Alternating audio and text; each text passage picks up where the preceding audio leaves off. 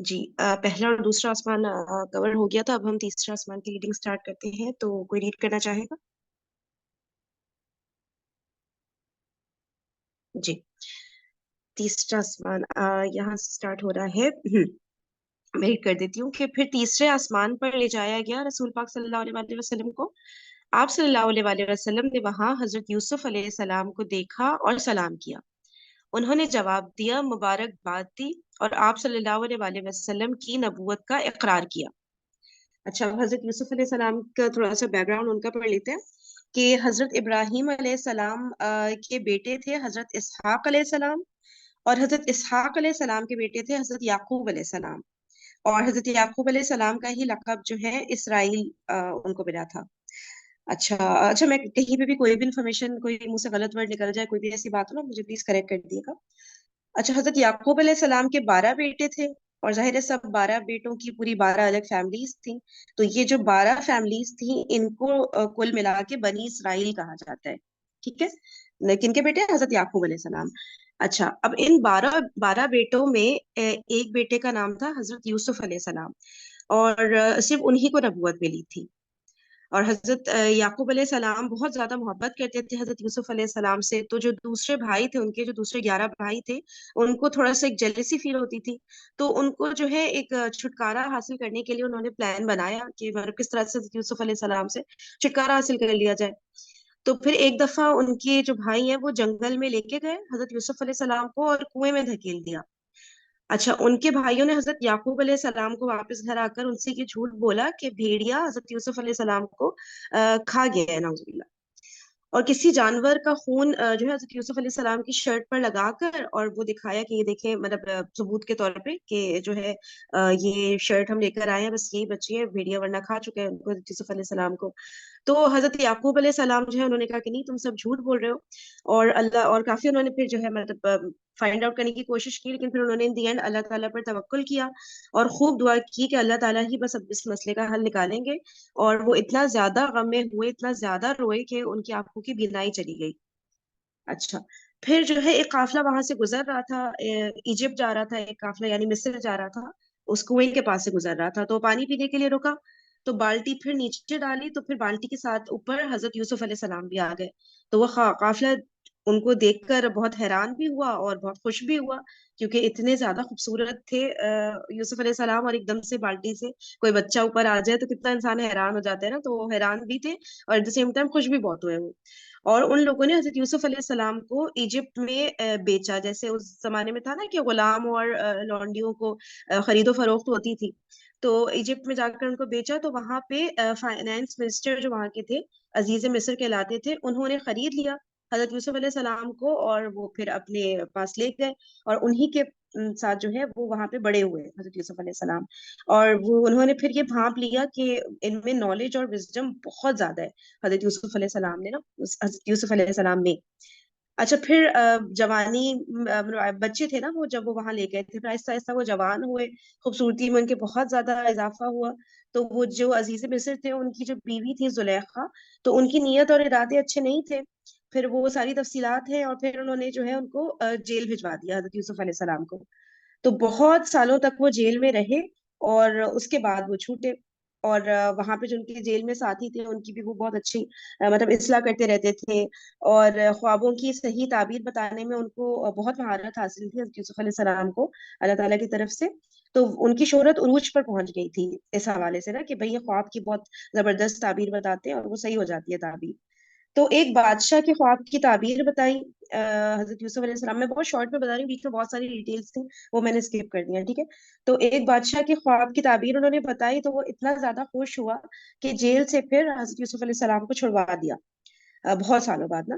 پھر حضرت یوسف علیہ السلام کو سے وہ مطلب زیادہ متاثر ہوا کہ ان کو ملکی خزانے اور غلے کے گوداموں کا انچارج بنا دیا حضرت یوسف علیہ السلام کو. مطلب اتنی بڑی رسپانسبلٹی تھی کہ ملکی خزانے کسی کے آپ حوالے کر دیں، اس کو رسپانسبل انچارج کر دیں کہ بھئی آپ نے یہ سب دیکھ رہے ہیں.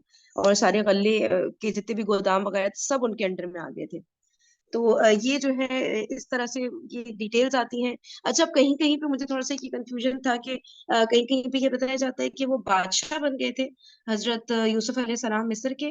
اور لیکن میں نے جب اس پہ ریسرچ کی تو مجھے اتنا ملا نہیں, بادشاہ کا ورڈ نہیں یوز ہو رہا تھا, اصل میں یہی فائنانس منسٹر کا ورڈ یوز ہو رہا تھا. اور مطلب اتنے اختیارات تھے اور اتنا زیادہ انہوں نے چیزیں سنبھالی بھی تھی کہ وہ سمجھے وہ بادشاہ ہی ایک سنبھال رہا ہوتا ہے اس طرح سے نا. تو یہ ورڈ لیکن کہیں پہ کلیئر کٹ نہیں آیا تھا کہ وہ وہاں کے بادشاہ تھے, لیکن رسپانسبلٹیز پوری انہوں نے ایک طرح سے مصر کی سنبھالی ہوئی تھی. تو اور بھی مزید بہت ساری ڈیٹیلز ہیں, تو میں نے کہا کہ انٹروڈکشن کے طور پہ اتنا بتا دیا جائے. پھر ہم تو یہاں یہ بتایا جا رہا ہے کہ تیسرے آسمان پر حضرت یوسف علیہ السلام سے ملاقات ہوئی تھی. ٹھیک ہے نا, اب یہاں پہ اگر کوئی کچھ ایڈ کرنا چاہ رہا ہے حضرت یوسف علیہ السلام کے حوالے سے تو بالکل میں رک جاتی ہوں, ایڈ کر سکتے ہیں, نہیں تو پھر ہم چوتھے آسمان پہ موو آن کریں گے. ٹھیک ہے, اب ہم چوتھے آسمان پہ آتے ہیں, اور اگر کوئی ابھی ریڈ کرنا چاہے گا تو کر سکتے ہیں. جی السلام علیکم, میں کروں ریڈ؟ جی وعلیکم السلام ورحمۃ اللہ. اچھا مسمہ عبداللہ, آپ کوئی چیز ایڈ کرنا چاہیں گی؟ کل جو ہماری بات ہو رہی تھی تو آپ کے کچھ میسیجز مجھ سے مس ہو گئے تھے, تو کوئی بات ایسی تھی جو آپ سب سے کرنا چاہ رہی ہیں یا کوئی امپورٹنٹ بات؟ نہیں, ابھی تو میرے ذہن میں نہیں ہے اس حوالے سے اچھا نہیں کچھ ہے بھی. کوئی, چلیں صحیح, ٹھیک ہے, پھر ہم یہاں سے کنٹینیو کرتے ہیں چوتھے جی آسمان سے پہلے. جی. پھر چوتھے آسمان پر لے جایا گیا, وہاں آپ صلی اللہ علیہ وآلہ وسلم نے حضرت ادریس علیہ السلام کو دیکھا اور انہیں سلام کیا.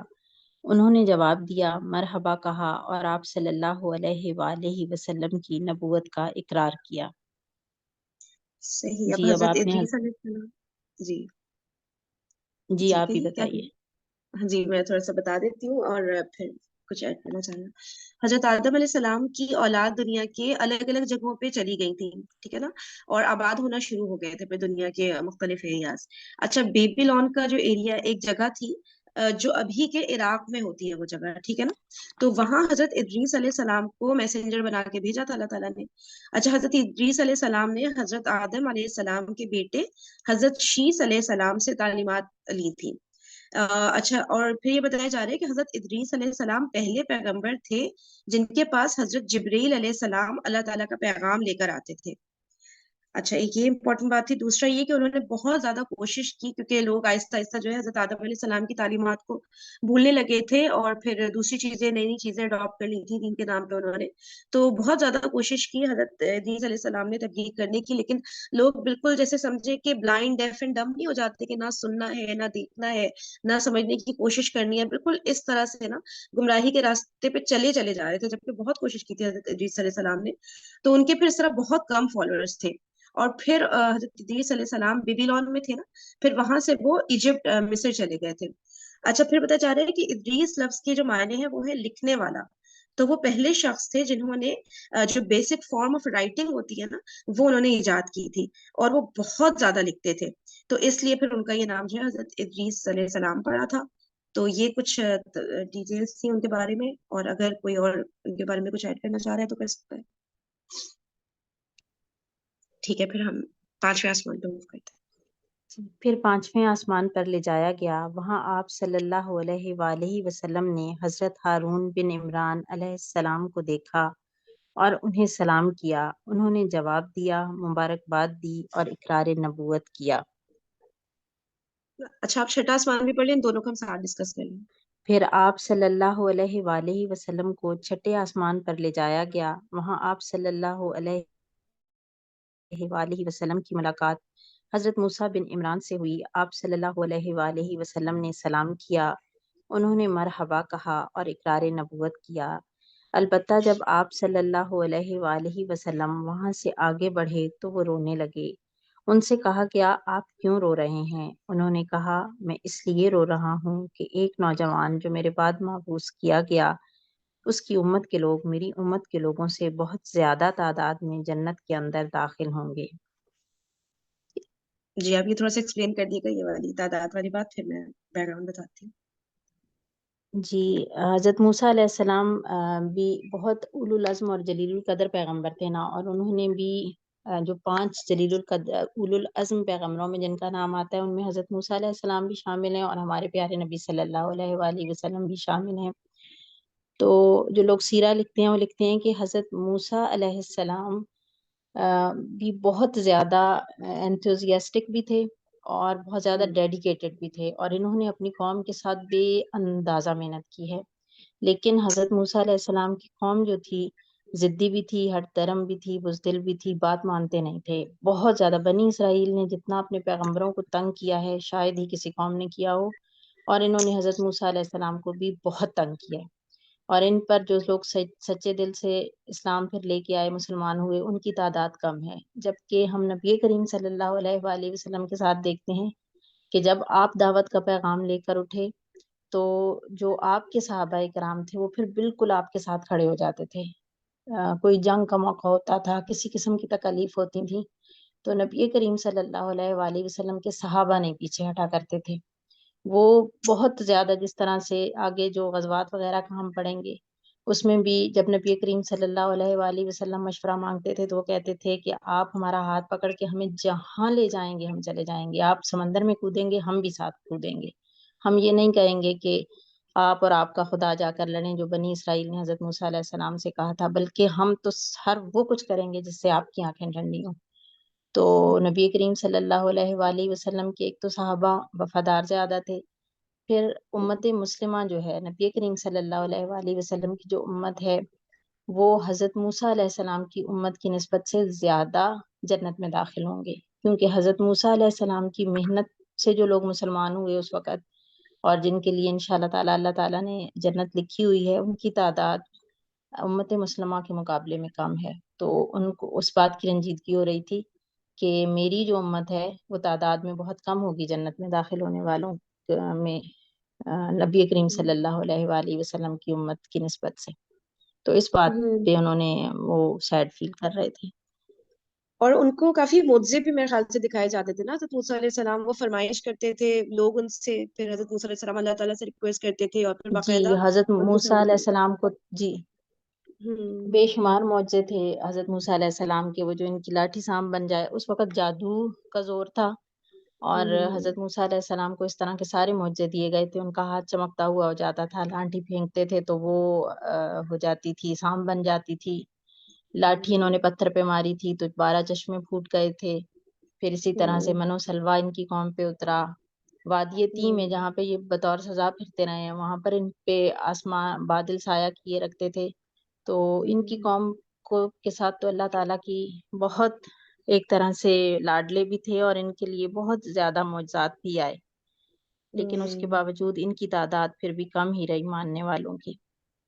اور پانچویں اور چھٹے آسمان پہ دونوں بھائی کو ایک ایک آسمان پہ ملوایا۔ آپ دیکھیں ہارون بن عمران بھی تھے اور موسیٰ بن عمران بھی تھے، یہ دونوں سگے جی یہ بھائی تو تھے، دو جی بالکل۔ پیغمبر اور دو پورا ایک آسمان پہ ایک ایک سگے بھائی تھے دونوں۔ سبحان اللہ۔ سبحان اللہ۔ اور ایک چیز جی، یہ جو اور بات ہو حضرت رہی ہے نا موسیٰ کی دعا، حضرت کہ موسیٰ کی دعا ہے نا حضرت ہارون کے لیے کہ یا اللہ انہیں میرا ہم نوا بنا دے، وزیر بنا دے، تاکہ مجھے ہاں، کام میں آسانی ہو۔ کیونکہ حضرت موسیٰ کی لکنت تھی زبان میں، تو انہوں نے کہا تھا، اللہ تعالیٰ سے دعا کی کہ ہارون کو میرا ساتھی بنا دے، کیونکہ وہ افصح قول، ان کا قول جو ہے بہت کلیئر کٹ ہوتا ہے، وہ بات اچھے سے کر سکتے ہیں، اس لیے انہوں نے دعا کی تھی اللہ تعالیٰ سے کہ ان کو میرا ساتھی بنا دے۔ اور اچھا، پھر یہ لکنت سے مراد توتلا پن ہے یا ہکلا پن؟ یہ میرے ذہن سے ہاں، بار بار نکل نہیں وہ اٹک توتلی اٹک کے بولتے ہیں نا۔ اچھا ہکلا، جیسے ہم لوگ جیسے ہکلا پن یہاں پہ کہہ ہاں رہے ہوتے ہیں نا، ہاں، اٹک کے ایک بولنا۔ بات کو اچھا کئی دفعہ بولنا اور اٹک کے اچھا بولنا۔ اچھا، پھر ہاں تو صحیح صحیح اچھا، ٹھیک اور ہے۔ ان کے دور میں جادو عروج پہ تھا نا، تو ان کو معجزات بھی اسی طرح کے عطا کیے گئے، اور سٹل جو اس وقت جو جیوز ہیں ان میں ابھی بھی جادو کا بہت زیادہ رواج ہے۔ یہ جو قبالہ جادو ہے یہ اس میں ابھی بھی ماہر ہیں، اور اس کی یہ باقاعدہ تعلیم کرتے ہیں، اور سٹل یہ اپنے اسی طرح کے شیطانی منصوبوں میں لگے رہتے ہیں۔ صحیح۔ اور یہ جو بات ہو رہی ہے نا کہ زیادہ ہوں گے رسول پاک صلی اللہ علیہ وسلم کی امتی، تو مجھے میرے خیال سے ایک حدیث یاد آ رہی ہے، آپ بتائیے گا صحیح ہے کہ نہیں، کہ ٹوٹل 120 میرے خیال سے صفحے ہوں گی قیامت کے دن، تو 80 صفحے جو ہے اس میں امتی محمدی صلی اللہ علیہ وآلہ وسلم کی ہوں گی، یعنی اتنی زیادہ میجورٹی میں ہوں گے۔ جبکہ یہ تو صرف ایک نبی ہے نا، اس کے علاوہ کتنے 1,24,000 پیغمبر آئے، لیکن ان کے فالوورز وہ سارے جو ہے ان کی پھر اتنی مطلب کہ مائنورٹی میں ہوں گے ایز کمپیئر ٹو کہ صرف رسول پاک صلی اللہ علیہ وسلم کی بہت زیادہ فالوورز ہوں گے۔ انشاءاللہ اللہ میاں ہمیں عباس بھی کے تو صرف شامل ایک ہی فالوور ہوگا. آمین آمین. بالکل بالکل واقعی میں. اس اچھا میں ٹھیک ہے حضرت تو موسیٰ علیہ السلام کی قوم جو ہے بہت سوالات کرتی تھی. جیسے سورہ بقرہ کے اندر وہ گائے کو ذبح کرنے کے لیے جب کہا گیا تو کتنا اس کا رنگ کیسا ہوگا, تو وہ کیا کرتی ہوگی, وہ اتنے سوالات بہت گریز کیا کرتے تھے. پھر آخر میں ایمان لاتے تھے, اور ڈائریکٹ نبی کی بات سنتے ہی فوراً ایمان نہیں لاتے تھے. بہت تنگ کر کے, پھر بہت سوالات کر کے, پھر اللہ سے جواب آتا تھا, پھر وہ جواب ایمان لاتے. جی, اور انہوں نے جو جس وقت حضرت موسیٰ گئے تھے تورات لینے کے لیے, اور انہوں نے پیچھے بچڑا بنا لیا تھا جس کی جی عبادت انہوں نے شروع کر دی تھی, اور واپسی پر پھر ان کی ڈانٹ ٹپٹ کی حضرت موسیٰ علیہ السلام نے, پھر تبلیغ کی, پھر بچڑے کو جلایا گیا, پھر اس کی راکھ بہا دی گئی. اور ابھی بھی آپ دیکھیں ان کے دلوں میں اس کی محبت ابھی بھی قائم ہے. یہ جو کامن ویلتھ گیمز ہوئی ہیں اس میں انہوں نے پھر سونے کا بچڑا بنایا ہوا تھا, اس کو یہ لوگ لے کر آئے ہیں اسٹیج کے اوپر, اس کی انہوں نے باقاعدہ ریچولز کی ہیں, یہ سبحان اللہ. اچھا عبادت والی, پھر اس کو سجدے کیے ہیں. یہ کامن ویلتھ گیمز کی جو اوپننگ سرمنی تھی نا, اس میں بچڑے کو لایا, یہ یوٹیوب پہ بھی موجود ہے. تو ان اچھا کی جو جس چیز میں یہ ہٹ دھرم ہے, یہ اس کے ساتھ اسی طرح جڑے ہوئے ہیں. بالکل. صحیح. اور اور یہ اچھا ہمیں بھی میں لا علمی میں نہیں پتہ چلتا. ہمارے یہاں بھی یہ چیزیں اس طرح سے پھیلائی جاتی ہیں کہ ہمیں بھی اتنا, بھی آپ لوگ کبھی نوٹس کیجئے گا ہماری روڈز وغیرہ کے اوپر اور مین جگہوں کے اوپر اور یہ چوکس وغیرہ کے اوپر جو ہیں, یہ آج کل گایوں کے مجسمے کیوں لگا رہے ہیں. مجھے تو اس کی نہیں سمجھ آتی کہ گائے کی ہماری تہذیب کے ساتھ کیا ہے. اکثر لوگ یہ بھی کہتے ہیں کہ اس کی پیچھے بھی ہمارے جو سوسائٹی میں یہ لوگ اب اس طرح کی دراڑیں ڈالنے کی کوشش کر رہے ہیں, اس کے پیچھے بھی اس چیز کا ہاتھ ہے. کیا اچھا, شارٹس میں کیا آتا ہے گائے کا, گائے تھوڑا سا سمجھائے گا, میں سمجھی نہیں. شارٹس میں نہیں, گائے عام یہ جو روڈ سائڈس کے اوپر خوبصورتی کے لیے کچھ نہ کچھ مجسمے لگائے جاتے ہیں نا. میں ایک دو آرٹیکلس کچھ میری نظر سے ایسے گزرے کہ اب ہمارے کنٹری میں بھی جگہ جگہ پر گائے کے مجسمے لگائے جا رہے ہیں خوبصورتی کے اچھا. لیے. اور ارے اس کے جو پیچھے سٹوری ہے وہ یہی ہے کہ ان چیزوں کی ترویج کی جائے. ہمارے ہاں بھی اب کوشش تو لگے ہوئے ہیں نا یہ سارے, کہ یہاں پہ فیملی سسٹم بھی بریک ہو, شرک کا بھی دورہ ذرا زیادہ ہو, لوگ اسلام سے ذرا دور ہوں, ریلیجن سے کٹ جائیں.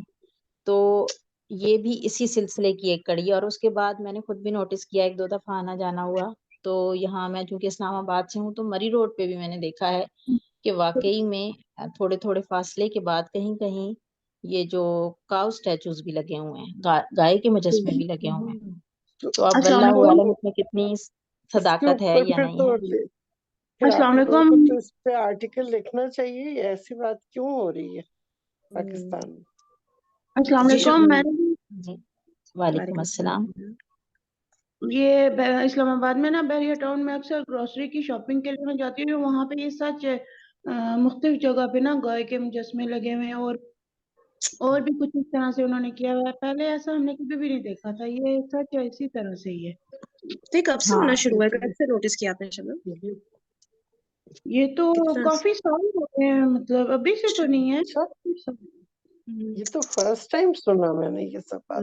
مجھے نہیں آئیڈیا تھا ادھر. اچھا اچھا, کراچی میں شاید بحریہ ٹاؤن میں تو ایک چوک کا نام بھی شیطان چوک ہے. اب یہ شیطانزم پورا ایک مذہب ہے نا, تو انہوں نے ایک چوک کا نام بھی شیطان چوک رکھا. پہلے تو سن کے ہمیں بھی بڑی ہنسی آئی نا, اچھا شیطان چوک, اور اس کو ہم نے اس میں بھی ایک الٹا سیدھا سا مجسمہ لگا ہوا ہے, ایک بندہ عجیب و غریب آپ سچویشن میں. آپ کو ایک بات تو, وہاں پہ ایک اللہ معاف کرے برہنہ مرد تھا, اس کا بھی تھا. تو وہاں کے لوگوں کو کچھ کو جو شرم آئی ہے انہوں نے پھر اس کو توڑ پھوڑ دیا ہے. تو کیونکہ ظاہری بات ہے فیملی کے ساتھ ہوتے تھے, تو اس سائڈ پہ بہت مطلب کچھ لوگوں نے خود بہت اس کی توڑ پھوڑ کر کے تو اس طرح سے کیا, ورنہ اس طرف کچھ لوگ جاتے ہی نہیں تھے فیملی کے ساتھ. یہ اس طرح کی چیزیں آپ سوسائٹی میں لے کے آ رہے ہیں تو اللہ پتہ نہیں, اللہ ہدایت تعالیٰ معاف کرے اور اللہ تعالیٰ ان کے شر سے بچائے. آمین سامین. ہم حضرت موسیٰ علیہ السلام, ہارون علیہ السلام کے بارے میں پڑھ رہے تھے, تو تھوڑا سا بیک گراؤنڈ, ویسے تو کافی ماشاءاللہ آپ نے کر دیا, تو اس کو کور کر لیتے ہیں. اچھا، مصر میں بنی اسرائیل کی بہت بڑی تعداد تھی، تو فرعون کو اب جو ہے وہ دین کو فالو کر رہے تھے اس وقت تک نا. تو فرعون کو اسی بات کی پریشانی ہوتی تھی کہ بھئی یہ لوگ تو شرک ہی نہیں کر رہے، نہ بت پرستی میں مبتلا ہے، صرف ایک اللہ کو مان رہے ہیں. اور اتنی بڑی تعداد میں تھے بنی اسرائیل، سوچے 12 فیملیز تھیں، پھر ان کے اور کتنے زیادہ اور نسلیں بڑی ہوں گی. تو ایک جو پیشن گوئی کرنے والے ہوتے ہیں نا، سود سیر جو کہلاتے ہیں، انہوں نے بنی اسرائیل میں انہوں نے یہ پیشن گوئی کی کہ بھئی ایک لڑکا پیدا ہوگا جو فرعون کی حکومت کو ختم کر دے گا. تو جو ہے فرعون نے یہ ڈیسائیڈ کیا کہ ٹھیک ہے بھائی، جتنے بھی لڑکے پیدا ہوں گے سب کو قتل کر دیں گے اب ہم. تو اس طرح سے قتل کرتے گئے. تو پھر کیا ہوا، ایک عقل مند آدمی نے بولا کہ بھائی اس طرح سے اگر سارے مردوں مطلب لڑکوں کو قتل کر دیا جائے گا تو آگے یہ کھیتی باڑی کرنا، مزدوری کرنا، یہ ساری چیزیں یہ کون سنبھالے گا، عورتیں تو نہیں یہ کر پائیں گی. تو پھر جو ہے ان کی نصیحت پہ انہوں نے یہ فرعون نے یہ ڈیسائیڈ کیا کہ ٹھیک ہے ہر سال نہیں قتل کریں گے، ایک سال قتل کر دیں گے اور پھر اگلے سال نہیں قتل کریں گے سب لڑکوں کو. چھوڑ. پھر جو ہے حضرت ہارون علیہ السلام جو بڑے بھائی تھے حضرت موسیٰ علیہ السلام کے، تو وہ اس سال پیدا ہوئے جس سال لڑکوں کو نہیں قتل کیا جاتا تھا. ٹھیک ہے. اچھا، لیکن حضرت موسیٰ علیہ السلام اس سال پیدا ہوئے جس سال لڑکوں کو قتل کر دیا جاتا تھا. تو حضرت موسیٰ علیہ السلام کی والدہ نے اس بات کو سیکریٹ رکھا، ان کی پیدائش کو. اور پھر اللہ تعالیٰ کے حکم سے حضرت موسیٰ علیہ السلام کی والدہ کو مطلب یہ حکم آئے کہ وہ حضرت موسیٰ علیہ السلام کو مطلب ایک باکس میں کر کے، اس باکس کا کوئی نام ہوتا ہے نا، میرے خیال سے ذہن سے نکل رہا، یا بس باکس ہی کہتے ہیں اس کو. اچھا، ایک باکس میں رکھ کے ایک دریا ہاں میں وہ ان کو جو پانی ہے میں چھوڑ تیر دیا. رہا. ہاں، دریا میں ٹوکری نما. ٹوکری نما. اچھا اچھا، ہاں صحیح صحیح ہے، چھوڑ دے. اور ان کو بتایا کہ ان کے بیٹے کو نبوت ملے گی. پھر جو ہے وہاں پہ جو فرعون کے جو لوگ تھے انہوں نے کسی نے باکس کو دیکھا تو وہ اندر لے آئے. تو جو تابوت میں، اچھا تابوت کا ورڈ یوز ہوتا ہے، صحیح. تو پھر جو ہے فرعون کی جو بیوی تھی ان کو بہت زیادہ مطلب حضرت موسیٰ علیہ السلام پسند آئے اور انہوں نے سوچا کہ ہم ان کو اپنا بیٹا بنا لیتے ہیں. اور پھر جو ہے وہ ریکویسٹ قبول کر لی فرعون نے. اور اس طرح سے ان کے ہی فرعون کے دربار میں حضرت موسیٰ علیہ السلام بڑے ہوئے. مطلب کتنی بڑی بات ہے کہ اللہ وہی تعالیٰ نے ان پرورش کے ہوئی. ہی دربار میں ان کا رزق، ہاں پرورش کی. اور وہاں پہ ان کا رزق لکھا ہوا تھا کہ جنہوں نے ان کو ختم کر دینا تھا وہاں پہ پورا نا وہ وہاں پہ بڑے ہوئے. اچھا، اور پھر مزید بہت ساری تفصیلات ہیں وہاں کی. اور پھر کوہ طور کا ایک واقعہ مشہور ہوا تھا حضرت موسیٰ علیہ السلام کے ساتھ کہ اللہ تعالیٰ نے وہاں پہ ان کو بلایا تھا حضرت موسیٰ علیہ السلام کو، اور مکالمہ ہوا اور ان کو وہاں پہ نبوت ملی. حضرت موسیٰ علیہ السلام کو درخواست کی حضرت موسیٰ علیہ السلام نے اللہ تعالیٰ سے کہ وہ اپنا دیدار عنایت فرمائے حضرت موسیٰ علیہ السلام کو. تو وہ جواب ملا کہ تم مجھے ہرگز نہیں دیکھ سکتے. پھر انہوں نے اللہ تعالیٰ نے فرمایا کہ سامنے ایک پہاڑ ہے، اس پر نظر ڈالو، ہم اس پہاڑ پر اپنی ایک تجلی ڈالیں گے. اگر وہ پہاڑ جھیل جائے، اپنی جگہ کھڑا رہ جائے پورا صحیح سلامت، تو تم سمجھنا کہ شاید تم بھی ہمیں دیکھ سکتے ہو. تو جب تجلی ڈالی اللہ تعالیٰ نے پہاڑ کے اوپر، تو وہ پہاڑ ریزہ ریزہ ہو گیا اور حضرت موسیٰ علیہ السلام بے ہوش ہو گئے. جبکہ ڈائریکٹلی حضرت موسیٰ علیہ السلام پر تجلی نہیں ڈالی تھی اللہ تعالیٰ نے، لیکن صرف وہ جو مشاہدہ کیا انہوں نے اس پہاڑ کا کہ کس طرح سے وہ بالکل ریزہ ریزہ ختم ہو گیا، تو اس کی تاثیر جو ہوئی حضرت موسیٰ علیہ السلام پہ، تو اس کی وہ تاب نہ لا سکے اور بالکل بے ہوش ہو گئے. اچھا، پھر جو ہے بتایا جا رہا ہے کہ کچھ معجزے عنایت فرمائے تھے، جیسے ان کی لاٹھی کا معجزہ ہے کہ وہ سانپ بن جاتی تھی، اور بھی بہت سارے معجزے اللہ تعالیٰ نے ان کو حضرت موسیٰ علیہ السلام کو دکھائے دیے تھے. لیکن اور وہ پھر اللہ تعالیٰ کے حکم سے وہ فرعون کے پاس گئے اور فرعون کے پاس جا کر وہ معجزے پریکٹیکلی ان کو دکھائے، پریکٹیکلی فرعون کو دکھائے اور جو ہے دعوت دی کہ بھئی وہ ایمان لے آئے، کیونکہ بہت زیادہ ظلم میں نا بڑھتا چلا جا رہا تھا. تو اس طرح حضرت موسیٰ علیہ السلام کو جو ہے اللہ تعالیٰ نے بھیجا فرعون کے پاس. تو جو ہے حضرت موسیٰ علیہ السلام نے اللہ تعالیٰ سے ریکویسٹ کی، جیسے بھی ڈسکس ہوا، کہ حضرت ہارون علیہ السلام کو بھی ان کے ساتھ پروفٹ بنا دیا جائے. اچھا، کلیم اللہ، ہاں میری فون نے لکھا کلیم اللہ کا ان کو پھر وہ کیونکہ انہوں نے کلام کیا تھا نا اللہ تعالیٰ سے، تو ان کو وہ پھر نام ملا تھا حضرت موسیٰ علیہ السلام کو. اچھا، پھر فرعون کے سامنے اتنے سارے معجزے دکھانا شروع کیے، لیکن فرعون کو لگا کہ بھائی یہ کیا معجزے ہیں، یہ تو مطلب جادو بہت کامن تھا، تو یہ جو ہے یہ جادو ہی کر رہے ہیں حضرت موسیٰ علیہ السلام، یہ مطلب میجک ٹرکس جسے کہتے ہیں اس سے ہو رہا ہے یہ سب کچھ، کوئی ایسی بات نہیں ہے کہ اللہ تعالیٰ کی طرف سے بڑا ان کو کوئی معجزے وغیرہ عطا ہوئے. تو پھر فرعون نے یہ کیا کہ بڑے بڑے جادوگروں کو بلایا اور یہ مطلب ایک مقابلہ کرایا وہاں پہ نا. تو ہاں مقابلہ کرا. تو تمام جادوگروں نے جب دیکھا جو حضرت موسیٰ علیہ السلام کر رہے تھے، جو معجزے ان کے دیکھے، تو وہ سب کے سب ایمان ہی لے آئے الٹا نا. ان کو سمجھ آئے کہ نہیں یہ جو ہماری میجک ٹرکس ہوتی ہیں یہ اس سے بہت آگے کی چیز ہے، یہ کوئی عام جادو نہیں ہے. تو وہ فرعون بہت زیادہ شدید غصے میں آ گیا کہ بھائی یہ کیا بات ہوئی، وہ سارے کے سارے جادوگر ہی ایمان لے آئے. تو پھر فرعون نے جو ہے ٹارچر شروع کر دیا بہت زیادہ وہاں پر. تو حضرت موسیٰ علیہ السلام کے جو مطلب جتنے بھی لوگ ایمان لائے تھے نا حضرت موسیٰ علیہ السلام پر, اللہ تعالیٰ پر, تو ان کے حضرت موسیٰ علیہ السلام کے فالوورز پہ اتنا ٹارچر شروع کیا کہ پھر حضرت موسیٰ علیہ السلام نے مصر چھوڑنے کا فیصلہ کیا. اللہ تعالیٰ کی طرف سے حکم آیا کہ مصر کو چھوڑ دیا جائے. تو اب جو فرعون اور آل فرعون ہے انہوں نے پیچھا شروع کیا, جیسے جیسے حضرت موسیٰ علیہ السلام کے فالوورز آگے بڑھے تھے نا, تو پیچھا شروع کیا فرعون اور آل فرعون نے, اور آگے سمندر آ گیا. تو اب تو جو حضرت موسیٰ علیہ السلام کے فالوورز تھے ان کو یقین آ گیا کہ آگے سمندر ہے, پیچھے فرعون کی آرمی ہے, تو اب تو ہم سب مارے گئے. تو پھر اللہ تعالیٰ نے حکم دیا حضرت موسیٰ علیہ السلام کو کہ جو ان کی لاٹھی تھی, جو ان کا عصا تھا, اس کو سمندر پر مارے. تو سمندر کے بیچ میں ایک راستہ بن گیا جس سے سیفلی وہ سارے کے سارے موسیٰ علیہ السلام کے فالوورز نے وہاں کراس کر لیا. تو اب جو فرعون اور آل فرعون جتنے بھی سب تھے ان سب کو ہوا کہ چلو بھائی راستہ بن گیا, ہم بھی اسی راستے سے گزر جاتے ہیں. تو وہ جب اس راستے سے گزر رہے تھے تو پورا سمندر ان کے اوپر سمجھے واپس چھا گیا, وہ راستہ ختم ہو گیا, اور اس طرح سے جو ہے فرعون سمیت وہ سب لوگ سمندر میں غرق ہو گئے. اور جو فرعون کی ڈیڈ باڈی ہے وہ پریزرو ہوئی ہے ایک ایجپشین میوزیم میں, لیکن بتایا جاتا ہے میرے خیال سے وہ لندن میں شفٹ ہو گئی ہے باڈی, اب پہلے سے لندن میں ہی تھی. یہ بھی کہیں پہ کچھ لکھا آ رہا تھا کہ اب وہ ہے پریزرو باڈی نا, سب نے میرے خیال سے دیکھا ہوگا, یا تو ہم پکچر بھی شیئر کر سکتے ہیں انشاءاللہ کل کے سیشن میں. تو کوئی چیز میں نے مس کی ہے اس میں, یا کوئی ایسی بات ہو کوئی شیئر کرنا چاہے تو پلیز کریے. ٹھیک ہے, تو اس طرح سے حضرت موسیٰ علیہ السلام اور ہارون علیہ السلام سے سب سے پہلے 5ویں آسمان پر حضرت ہارون علیہ السلام سے ملاقات ہوئی رسول پاک صلی اللہ علیہ وسلم کی, اور 6 آسمان پہ حضرت موسیٰ علیہ السلام سے ملاقات ہوئی. اب ہم 7ویں آسمان کی طرف چلتے ہیں. جی ریڈ کریے. یہاں اذان ہو رہی ہے تو ٹھیک ہے آگے ٹھیک کوئی ہے, اور کوئی اور پڑھ لیں. جی جی کوئی اور ریڈ کر لے پھر یہ یہاں سے, میں پیج 99 پہلا پیراگراف. ٹھیک ہے میں ریڈ کر لیتی ہوں یہاں سے. اچھا, اس کے بعد آپ صلی اللہ علیہ وسلم کو 7ویں آسمان پر لے جایا گیا. وہاں آپ صلی اللہ علیہ وسلم کی ملاقات حضرت ابراہیم علیہ السلام سے ہوئی. آپ صلی اللہ علیہ وسلم نے انہیں سلام کیا, انہوں نے جواب دیا, مبارکباد دی, اور آپ صلی اللہ علیہ وسلم کی نبوت کا اقرار کیا. اب تھوڑا سا حضرت ابراہیم علیہ السلام کے بارے میں ڈسکس کر لیتے ہیں. اچھا, حضرت ابراہیم علیہ السلام کے بھی بہت سارے واقعات ہیں. تو پہلے ہی بتایا جا رہا ہے کہ حضرت ابراہیم علیہ السلام کو بچپن ہی سے بتوں سے سخت نفرت تھی. ٹھیک ہے, اس وقت بت پرستی اس وقت بہت زیادہ کامن تھی نا, اور ان کے والد جو سوچے ہر انسان کے جو آئیڈیل ہوتے ہیں کہ بھائی جو ہمارے والد کریں گے ہم بھی وہی کریں گے. تو ان کے والد جو ہے آزار نام تھا ان کا, اور وہ بہت شدید بت پرست تھے. تو حضرت ابراہیم علیہ السلام کو تو بالکل بھی پسند نہیں تھی بت پرستی اور یہ شرک وغیرہ. تو وہ اپنے والد کو سمجھاتے تھے بہت زیادہ کہ وہ مطلب ایک اللہ پر ایمان لیں اور یہ بت پرستی کو چھوڑ دیں, لیکن وہ ایمان نہیں لا رہے تھے ان کے والد نا. اور لوگوں کو بھی دین کی دعوت دیتے تھے. حضرت عیسیٰ علیہ السلام تو مطلب ستاروں کی پوجا ہو رہی ہے, چاند وغیرہ کی پوجا ہو رہی ہے, یہ سب چیزیں بہت زیادہ کامن تھی نا. تو وہ تبلیغ کرتے تھے. تو ایک دفعہ سب لوگ جو ہے کسی میلے میں چلے گئے تھے, حضرت ابراہیم علیہ السلام پیچھے اکیلے رہ گئے تھے. تو انہوں نے یہ سوچا کہ جو وہاں پہ سب سے بڑا ٹیمپل تھا نا وہ وہاں پر گئے, اور وہاں پہ جا کے انہوں نے سارے جتنے بھی بت تھے ان سب کو توڑا, سوائے ایک جو سب سے بڑا وہاں پہ بت کھڑا تھا نا.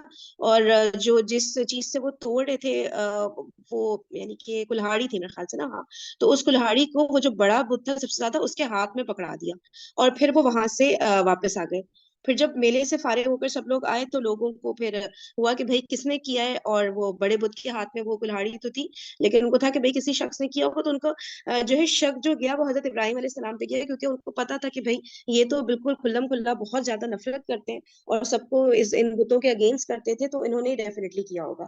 تو جو ہے پھر اس وقت کا جو رولر تھا اس کے سامنے جو ہے پیش کیا گیا حضرت ابراہیم علیہ السلام کو. تو اس نے یہ فیصلہ کیا کہ بھائی ان کو زندہ جلا دیا جائے گا, نعوذ باللہ.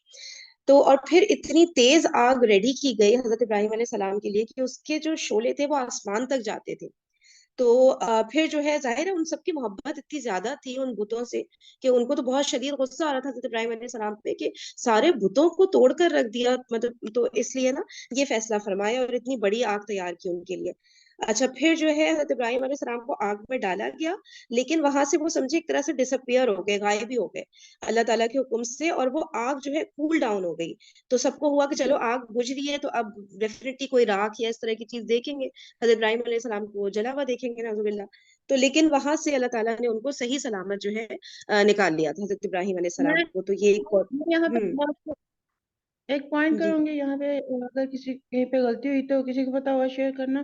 یہ جو منجنیق ہے نا، یہ اس وقت آگ بہت زیادہ تھی نا، تو پھر وہ کہتے ہیں کہ اب حضرت ابراہیم علیہ السلام کو نعوذ باللہ اس آگ میں کیسے مطلب ڈالا جائے، کیونکہ بہت زیادہ آگ تھی. تو پھر اس وقت شیطان جو سا اس نے کہا تھا کسی بیس میں آ کے کہ منجنیق اس نے تیار کروائی تھی اس ٹائم، کہ یہاں اس میں ڈال کے ان کو اس طرح سے آگ میں پھینکا جائے. تو پھر وہ آگ میں جب پھینکا گیا تو اللہ تعالیٰ کے حکم سے اللہ تعالیٰ نے آگ کو حکم دیا کہ وہ ٹھنڈی ہو جا. تو بظاہر تو ان کے سامنے آگ تھی، لیکن وہ آگ ٹھنڈی ہو گئی تھی. میں جہاں پہ، اگر اللہ مجھے معاف کرے اگر میں غلطی پہ ہوں، میں نے جہاں پہ پڑھا تھا کہ حضرت ابراہیم علیہ السلام کہہ رہے تھے کہ وہ بہت مطلب اس جگہ کا ٹیمپریچر ایسے تھا کہ مطلب جس طرح ٹھنڈ بندہ محسوس کرے ایسے تھا. بظاہر لوگوں کو آگ لگ، لیکن ان کے لیے وہ واقعی اچھا. اور ایک اور چیز وہاں پہ وہ تھی نا، مجھے نہیں پتا یہ بات اوتھینٹک ہے کہ نہیں ہے، کہ کوئی چڑیا تھی جو کہ نا کیا کر رہی تھی، پانی کے قطرے اس میں ڈال رہی تھی ہے. فاختہ کے بارے میں کہا جاتا ہے کہ فاختہ بھی اپنے پتہ نہیں، اب اللہ بہتر جانتا ہے یہ اوتھینٹک ہے کہ نہیں، کہ فاختہ اپنے چونچ میں پانی لے کے آئی تھی کہ قیامت کے دن میرا بھی ہوگا. تو میں نے بھی کوشش کی تھی. پانی اللہ دیکھے. اپنی چونچ سے ڈال کے آگ بجھانے کی کوشش کری تھی. اور دیکھیں وہ اس سے بالکل ہم سب کے لیے اور وہ کتنی جو زیادہ. جی جی. چھپکلی اور گرگٹ کیا ہوتا ہے، وہ اشارہ کر رہا تھا، تو اس لیے اس کو مارنے کا حکم ہے. اچھا وہ مطلب ان کو آگ بھڑکانے میں تھی نا، کہ ہم بھی بیچ میں ہوں. اچھا اچھا. تو دیکھیں یہ چڑیا ہی کو اگر ہم لوگ سوچ لیں اور ڈیلی ہم صرف اس اللہ تعالیٰ اس چڑیا کے بارے میں سوچیں. آگ جی جی کو شاید. اللہ تعالیٰ نے کہا تھا یا نارکونی نا اللہ ابراہیم علیہ السلام پہ ٹھنڈی ہو جائے، تو آگ ٹھنڈی ہو گئی تھی، جیسے گارڈن کی طرح ہو گئی، بالکل ٹھنڈا ہو لیکن گیا اس وہ. چڑیا سے ہمارے لیے کتنا زیادہ ایک سبق ملتا ہے نا ہمیں، کہ دیکھیں ہم لوگ بھی کہتے ہیں نا کہ بھائی ہم کیا لوگوں کو تبلیغ کریں، کیا بولیں، آوے کا آوا ہی بگڑا ہوا ہے، کون ہماری بات ہر سنے گا. شخص اپنا حصہ ڈالے، بس ہمیں اپنا وہ حصہ ڈال دے، تاکہ اللہ کے یہاں کہنے کو ہو کہ ہاں میں نے اللہ تعالیٰ اپنا حصہ ڈالا تھا. چاہے کوئی قبول کرے آپ کی بات یا نہیں، لیکن حق جو معلوم دین پتہ ہے ہمیں، وہ ضرور دوسروں تک پہنچانا چاہیے. بالکل بات پہنچے چاہے گی. ایک بات جی شبنم. یہ پوائنٹ جی یہ ہے کیا نا بول کہ رہے ہم لوگوں کو بظاہر مشکل لگ رہی ہوتی ہے، بے شک دین کے معاملے میں چلتے ہوئے وہ کہتے ہیں نا جو کیا کہتے ہیں حق پہ ہوتے ہیں، مشکلات کا سامنا وہی کرتے ہیں. تو جب آپ حق پہ ہوتے ہو تو مشکلات سامنے لگ رہی ہوتی ہیں، لیکن آپ یقین کرو جب آپ اللہ کی ذات پہ بھروسہ کر کے چل پڑتے ہو تو ان مشکلات کو اللہ آسانیوں میں بھی بدل دیتا ہے. جیسے حضرت ابراہیم علیہ السلام نے آگ میں ان کو جب مطلب وہ اپنے طرف سے تیار تھے اللہ کے لیے کچھ بھی مطلب ہو جائے، اللہ نے انہیں کے لیے پھر اس آگ کو کر دیا، اللہ کے حکم سے سب کچھ ہو گیا. بس ہمیں بھی ان ساری چیزوں سے لینا چاہیے نا کہ اپنا بس توکل جتنا اپنی مضبوط ذمہ بنتا داری کو سمجھیں کہ ہاں اپنی ذمہ داری کو ہمیں سمجھنا ہے کہ بلغوا انی ولو آیا، ایک آیت بھی پتہ ہے تو آگے اس کی تبلیغ کرو، بتاؤ لوگوں کو. اور حضرت ابراہیم علیہ السلام پر بہت بہت زیادہ آزمائشیں آتی تھی، بہت زیادہ، لیکن وہ ہر اس میں مطلب پاس کر جاتے تھے. جیسے کہ سب کو یاد ہوگا حضرت اسماعیل علیہ السلام کا سب جو سے واقعہ زیادہ بہت زیادہ نا، کہ مطلب اپنے بیٹے کو ذبح کر دے، مطلب کتنی بڑی بات ہے، انسان اس کے اوپر کیا کیا چیز سوچ سکتا ہے. تو انہوں نے وہ اس کے لیے بھی راضی ہو گئے، ٹھیک ہے اللہ تعالیٰ کا حکم آ گیا تو بس جو اللہ تعالیٰ نے فرما دیا مجھے وہ کرنا ہے، مجھے اپنی کوئی لاجک نہیں لگانی ہے، کوئی مطلب یہ نہیں کہ کسی طرح سے بس اللہ تعالیٰ معاف کر دے گا یا کوئی بھی اس طرح کی بات جو ہم لوگ خود ہی سے سوچ لیتے ہیں. بس ان کو تھا کہ اللہ کا حکم آ گیا، وہی والی بات سمعنا و اطعنا، ہم نے سنا اور اطاعت کی. اب یہ نہیں سوچنا ہے کہ اس کا کوئی نقصان تو نہیں ہوگا، اس میں ایسے تو نہیں جیسے ہوگا. موسیٰ علیہ السلام کو کلیم اللہ کہا ہے تو ابراہیم علیہ السلام کو خلیل اللہ کہا. خلیل کیا اللہ کہا؟ اور خلیل خلیل اللہ. خلیل خلیل اللہ کے خلیل، اللہ کے دوست. خلیل کا میننگ کیا ہوتا ہے ویسے؟ بہت زیادہ دوست، بہت ہی فرینڈ. دوست میں فرینڈ اللہ کے میں سمجھی نہیں، دوبارہ بتائیے. دوست، فرینڈ دوست. فرینڈ. اچھا فرینڈ. اچھا اچھا ان کو خلیل. فرینڈ والے بہت محبت اچھا. کرنے والے. خلیل بہت زیادہ محبت جن سے ہو. صحیح صحیح. چلیے اب سیشن کا ٹائم بالکل اینڈ ہو رہا ہے, تو اللہ تعالیٰ جو بھی ہم لوگ یہ سب چیزیں پڑھ رہے ہیں, اللہ تعالیٰ ہمیں ان کی صحیح سمجھ عطا فرمائے, اور عملی طور پہ ہم پھر جو ہے دین میں داخل ہوں, اور جو ہے عمل کریں ان سب چیزوں پہ, اور دوسروں تک بھی پیغام پہنچائیں. اللہ تعالیٰ ہم سب کو توفیق نصیب فرمائے اور ہمارا سینہ کھول دے. چلیے پھر انشاءاللہ کل ملاقات ہوگی. جزاکم اللہ خیرا کثیرا. سبحانک اللہم وبحمدک نشہد ان لا الہ الا انت نستغفرک ونتوب الیک. السلام علیکم و رحمۃ اللہ وبرکاتہ. وعلیکم السلام. وعلیکم السلام.